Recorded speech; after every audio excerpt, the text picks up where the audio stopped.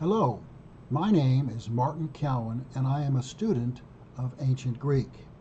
I have been studying Ancient Greek since January of 2018 when I started a small group of friends and we began learning Ancient Greek with a Greek professor formerly from Agnes Scott University in Atlanta. That group continues. We have a different professor and we're doing it online now as opposed to in person as we started. I've also been taking classes at the University of Georgia starting in August of 2020, and I've been taking classes since then. I'm starting another class. We're, of course, on summer break right now, but I'm starting another class in August of 2025 in a couple of months, and I'm looking forward to that. Now, there are a number of texts for beginning students in Ancient Greek, and obviously I have to choose a particular one for this class, and I have, but I want to show you a couple of the other textbooks that are used. Here's a rather famous textbook. This is used for an intensive course that lasts about 16 weeks, I guess, or it could be longer.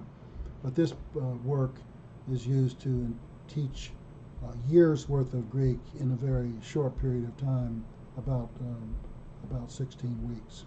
This book is used in Ralston College in Savannah, Georgia, I believe.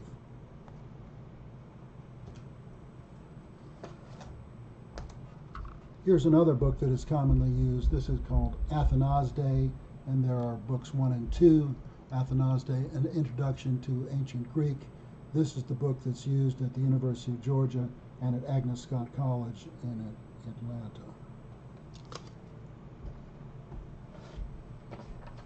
The book that we're going to be using is Reading Greek, and there are a number of pieces with respect to this teaching tool. This one is called Ancient Greek Text and Vocabulary, and we'll start with this book today. There are other materials that come along with the Reading Greek activity. Reading Greek grammar and exercises, and you can see this book is well used by me.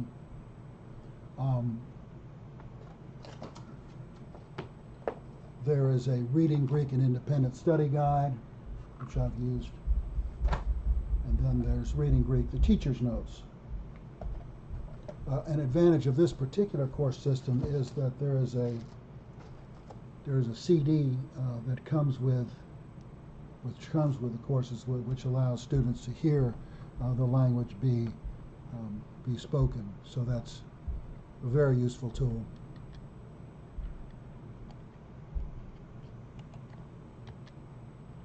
So the book we're going to be using is called Reading Greek, Text and Vocabulary, published by the Joint Association of Classical Teachers Greek course, first edition in 1978 and a second edition in 2017. So we're going to just start in the first section where they have Greek language, which is created by the authors of this book for the purpose of teaching students. And so we'll just begin by reading it. To ploion estin on Byzantio, and to Byzantio ho hegestratos bine est ploion. Teles de ho Kubernetes kai ho kaunata nautai est binusin est ploion. To de pleion plei eskion, and de kio ho rhapsodos est bine. Epeto de pleia to ploion est ebuion, and de ebuia est bine ho dikaiopolis. Teles de pros tas Athenas plei ton ploion kai pros ton pareia. Now, this text is a very simplified text, and what I want to do is point out various portions of the text that we can focus on so that we can translate it. So here I've highlighted in red a prepositional phrase on Byzantio, on Byzantio, on Byzantio. And this simply means in Byzantium or something to that effect, on Byzantio. And a true first lesson in Greek would study the alphabet, and so this N word doesn't look like N in English because that V doesn't look like a nu, which is what it is in ancient Greek. But it's the N sound, en bizontio. That's the first prepositional phrase in this section. And then the next highlighted thing is en bizontio. En bizontio. It's exactly the same phrase, although it has a de added to it, which we don't have to worry about now. But it's almost it doesn't mean a whole lot, but it's a very common word, and it's very frequently found in Greek text, and we'll see it here shortly some more.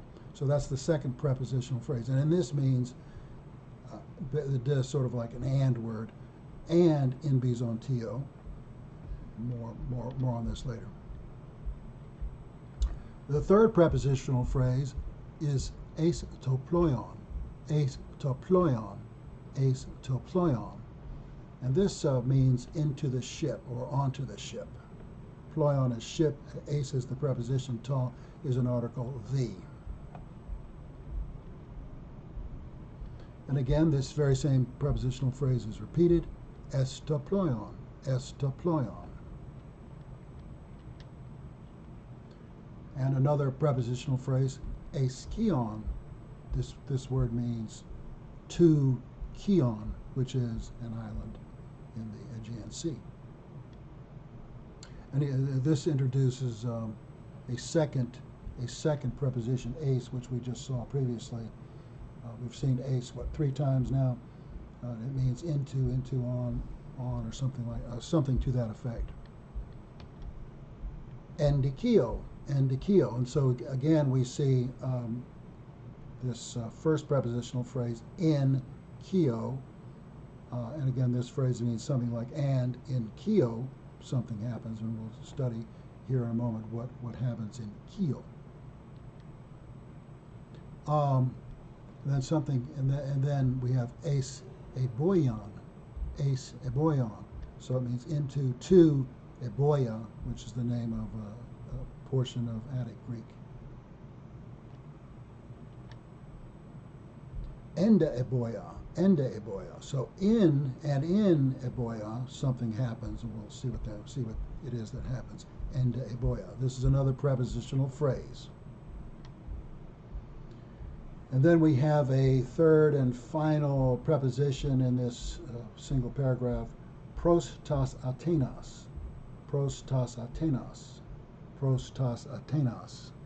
And this means towards Athens.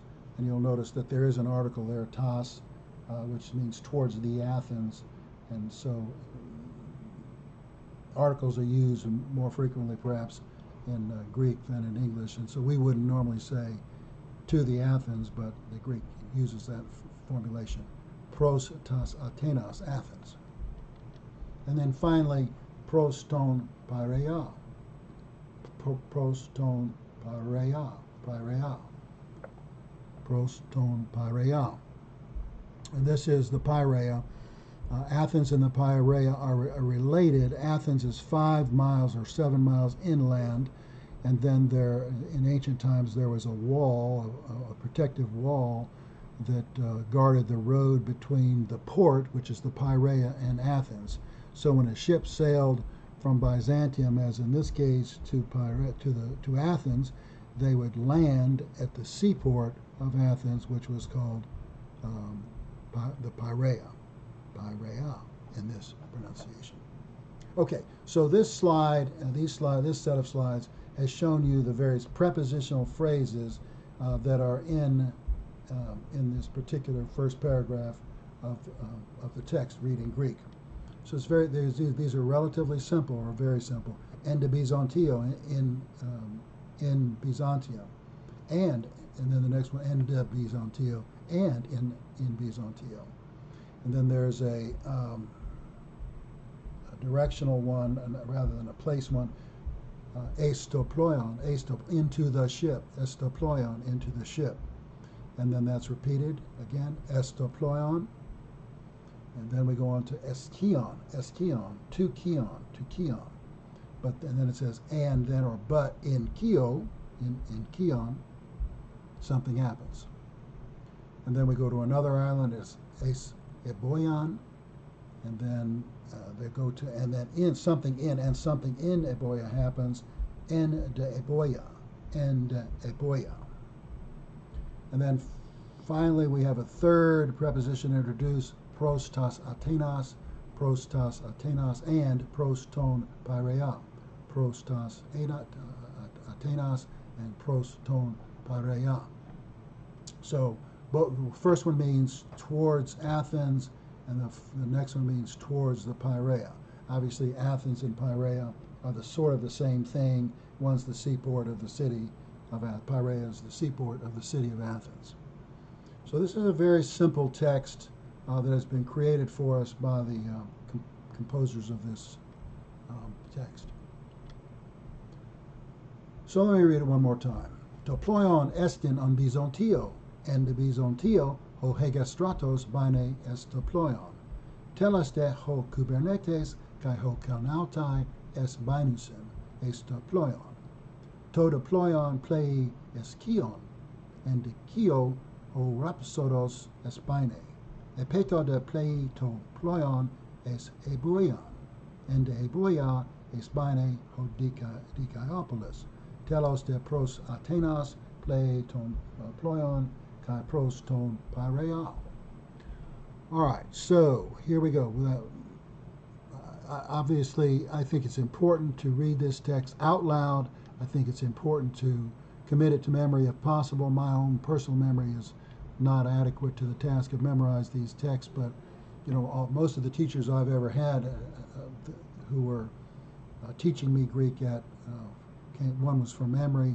I've had the teacher from Agnes Scott, and I've had all the teachers at the University of Georgia, having been there since August of 2020, and all of these teachers, with perhaps the exception of the young teacher from Agnes Scott, have been teaching for more than 30 years, and they've been using the same book, and so they probably have memorized these texts by now. All right, so now I looked at the prepositional phrases, and now what I want to look at is the nouns and the verbs. So there's noun-verb phrases here, which I'm going to highlight and read. To ploion estin. To ploion estin. So this is the ship is.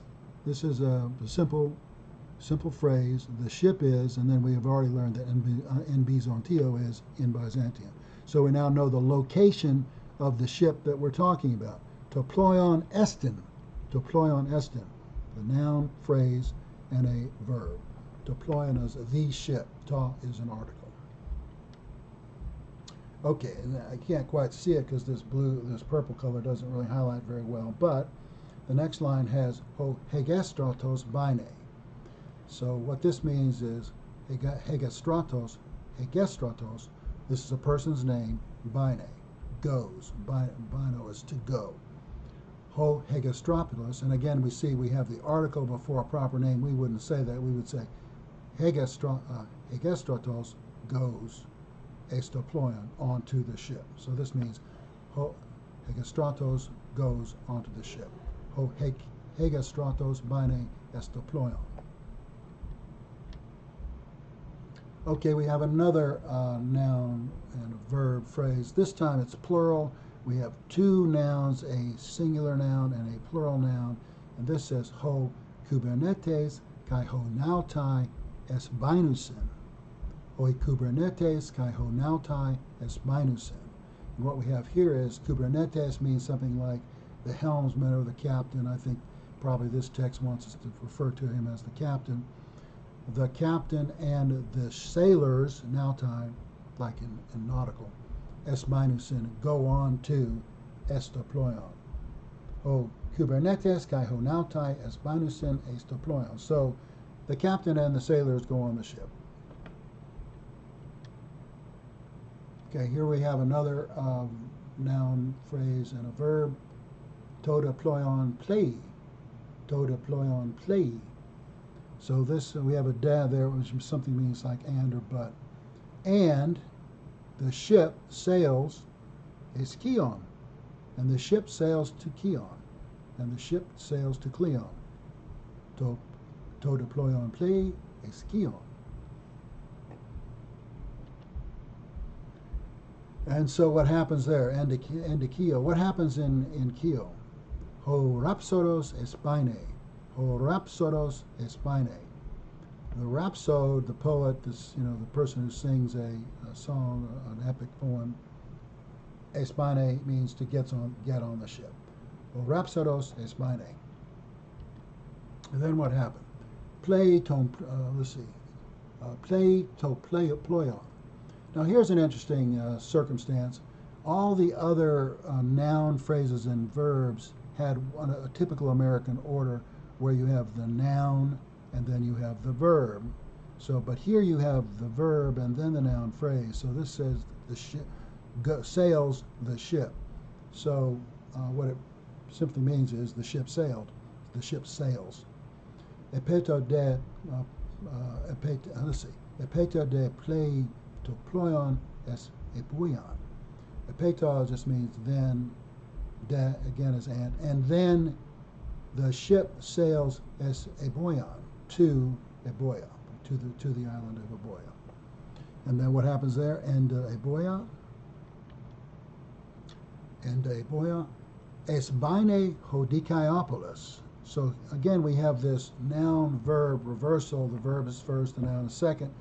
Es baine hodikaiopolis. So Dikaiopolis, which is the name of a person, es baine goes on to the ship. And Eboya. So in Eboya, the island, es baine hodikaiopolis. So in Eboya, the Mr. Dikaiopolis gets on the ship. So what is the final phrase here? We have play to ployon. Again, we have the inverted word order. We have the verb, then the noun, very common in the Greek. Telos de pros Athenas, prostas Athenas, play ton ployon, kai pros ton pairea. So this means finally, the ship sails toward Athens and towards the Piraea. Play ton ployon. So that's all the noun phrases and their verbs. We just previously to this, we did all the prepositions. We've left out some words. I haven't focused on the articles, although I pointed out many of the articles. There are a lot of connectors here. Peta, then, and de, which is and or something like that. And kai, which is another and. We telos is finally up there, the second line next to the third to the last word. But we've seen the whole text now. So let me read it one more time and translate it. To ployon estin on bizontio, and de bizontio ho hegestratos bine est to ployon. Telos de ho kubernetes kai ho nautai est binusin est to ployon. To de ployon play est kion, and de kio ho rhapsodos est bine. Epeta de play to ployon es binu eboyan, and eboya es bine ho dikaiopolis, telos de pros Athenas play ton ployon kai pros ton pairea. All right, so that's the first paragraph of the text. As you can see, I hope you can see it's fairly easy.